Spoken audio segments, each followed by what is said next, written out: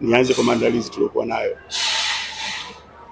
Of course tumepata kama wiki mbili za maandalizi baada ya mapumziko, kwa sababu tunaendelea kwa mapumziko. Alhamdulillah, nashukuru hatukufumaniwa sana. Yaani wachezaji wako vizuri technically, tactical. Alafu opponent tunakwenda kumface Azam, tuna madaraja, lazima tuseme hivyo. Tunaangalia uwekezaji kwenye benchi la ufundi kwa wachezaji na vitu hivyo, tunajengana sisi daraja la kati. Kwa hiyo tunasema kwamba kwa upande mwingine, mimi na technical staff yangu tumefarijika kwamba tumetoka kucheza mechi ngumu ya Yanga. Tulikuwa kwenye training ambayo ilikuwa next, kuanzia sasa hivi hapa tunatafuta mechi moja ya kirafiki, alafu tuingie kwenye mchakato wa kumkabili Namungo. Which means tunaacha approach ile ya kucheza na Yanga daraja hili, tunakwenda kwenye approach hii. Sasa imekuwa vizuri, tumekwenda kwenye approach ya kukabiliana na zile timu ambazo tunasema zina uwekezaji mkubwa.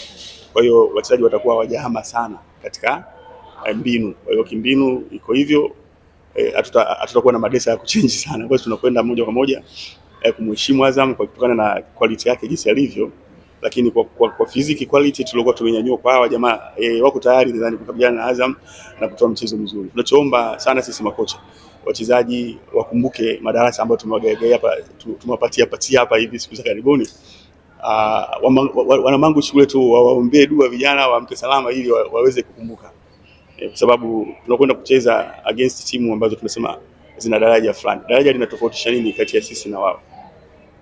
Ndio kusema kwamba wachezaji wetu na wale physical tuna train the same, tactical madaraja yetu ya kufundishaji tunaweza kwa tunafanya kazi vizuri, isipokuwa hawa kwenda kuzitafsiri pale mbinu wapi kiwanjani. Kwa hiyo ndio maana nasema kwamba nawaombea Mwenyezi Mungu awaamshe salama na fahamu nzuri, wakitafsiri mbinu vizuri pale kiwanjani tunaweza tukatoa zawadi nzuri sana kwa wana Mangu. Wote tuko salama kwa maana wachezaji wote kiakili na kimwili kulingana na jinsi mwalimu ambavyo ameweza kutuandaa, wote tuko salama na tuko tayari kwa ajili ya mechi ya kesho dhidi ya Azam. Kwa mashabiki zetu watarajie mechi nzuri, kwa maana walimu wametuandaa kwa ajili ya ushindani, wametuandaa kwa ajili ya kupambania pointi 3, wametuandaa kwa ajili ya kuwapambania wana Mangu.